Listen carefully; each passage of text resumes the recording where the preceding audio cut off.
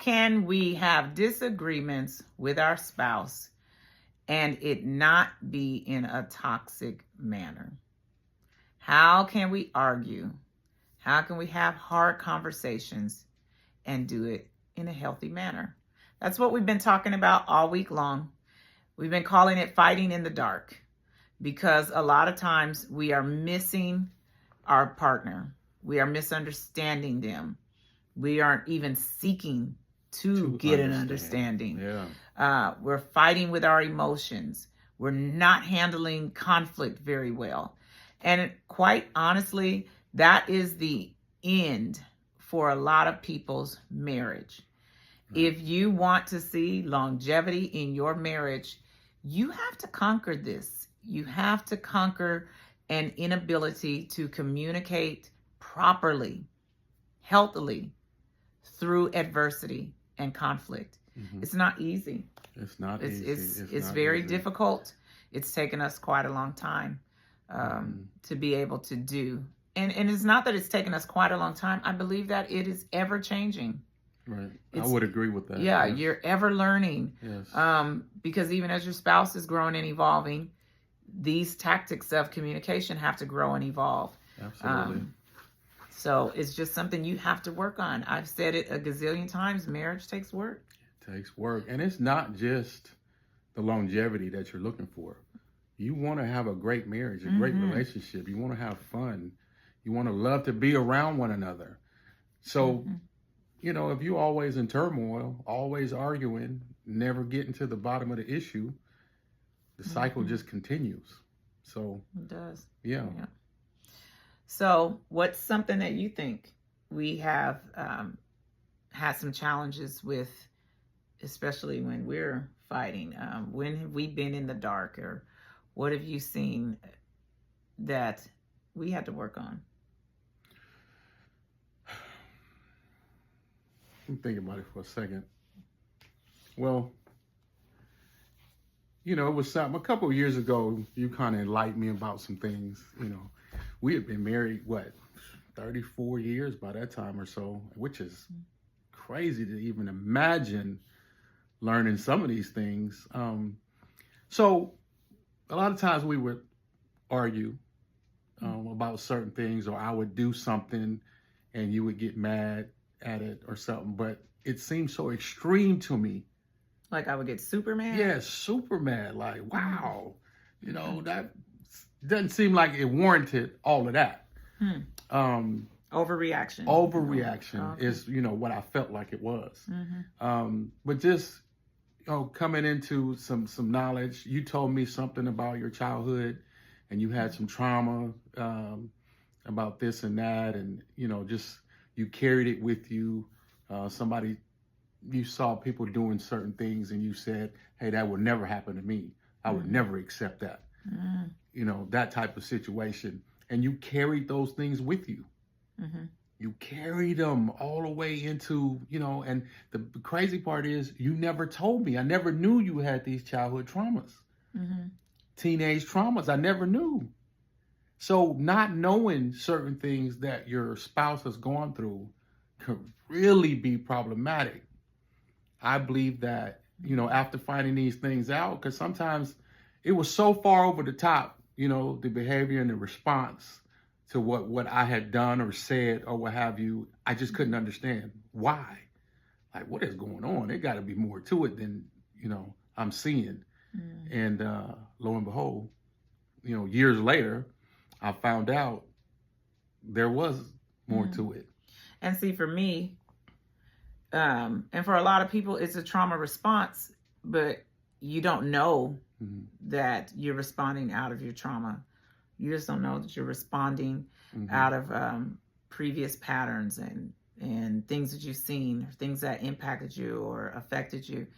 And it really, really becomes a hindrance and a disruption in your marriage when you don't know. So, you know, they say you don't know what you don't know. Right. And when we don't seek any help. We don't seek any wise counsel. We don't seek any therapy, or somebody that can really help us. You just don't know that it's a trauma response. So I would never think that, in my opinion, I wasn't going over the top. Right. In my opinion, it wasn't an overreaction. Right. Of course not. And I didn't understand. Listen, why you're tripping? I'm tripping. You tripping? We both tripping because the other person is tripping, and now you're tripping because I'm tripping. Yeah. Exactly. So, yeah. You know, that's why we've been saying that it's so important to communicate. So important to just check in.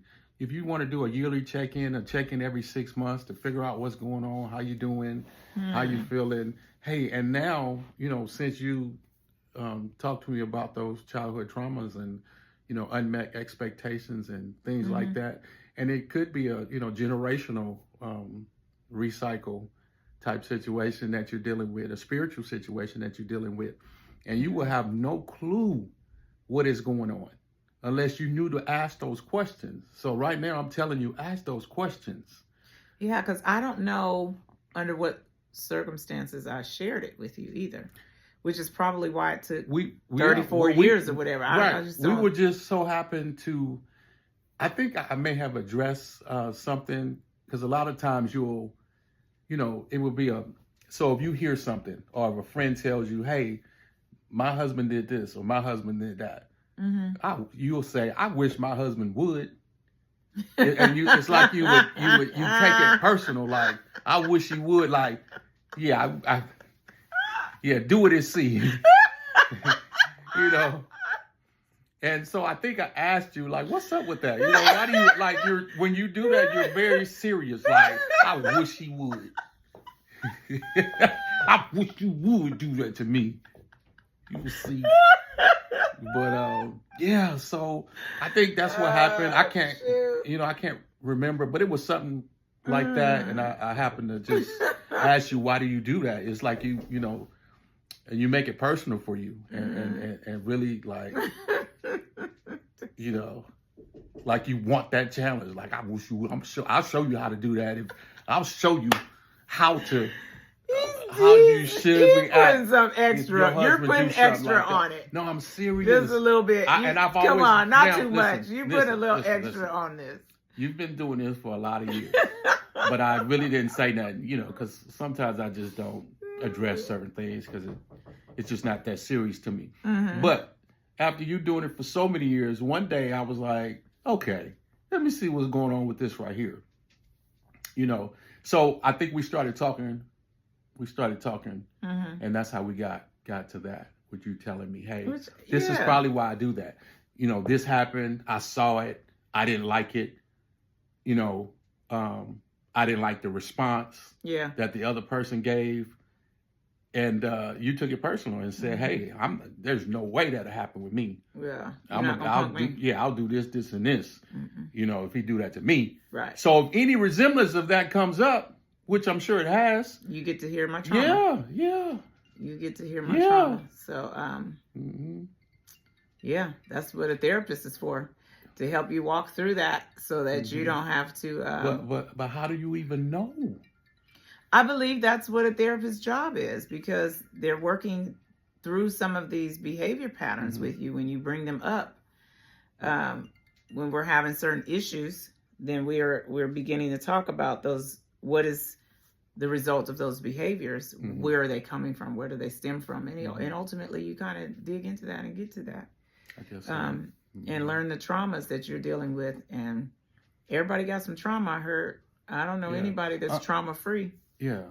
Unmet expectations. Again, you know, it could be spiritual attacks. It could be, you know, generational stuff that you're dealing with. But that's why it's a good idea to ask these questions. We didn't know to ask these questions to one another. We was just living life, having fun, and all those good things. The unmet expectations, you know, we got to deal with those things. Those things come out sometimes when we're arguing. You know, it's just frustration.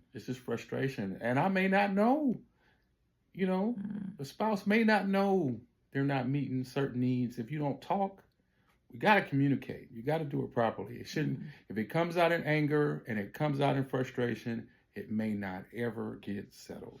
And if it comes out in anger and it comes out in frustration, there's probably an underlying issue that needs to be addressed. Absolutely. And if you already don't know how to communicate, through conflict and you don't know how to communicate with hard conversations, and you're probably not going to be able to find the way to get to that underlying issue and communicate about that, you may need some help. And that's what we're here for. Absolutely. You may need some help in this area. If you are one that does need help, please comment, help me, and we'll connect with you in our DMs or somewhere on either any of our social media platforms. Just reach out. We'll make sure that we get in contact with you and see how we can help you. Also, is anybody else experiencing these types of things with their spouses? So take some time and write it down for us. Let us know. Are you dealing with issues about fighting in the dark? What's your biggest challenge fighting in the dark? Is it communication? Is it misunderstanding? What are you and your spouse having to overcome? Because we all have challenges. So don't think you're by yourself. Every marriage has its challenges. So let us know. Drop a comment. And remember to like, follow, and share this video because it helps us to continue to bring you this kind of content and to hopefully bless you and your marriage in times of darkness. So good luck and God bless.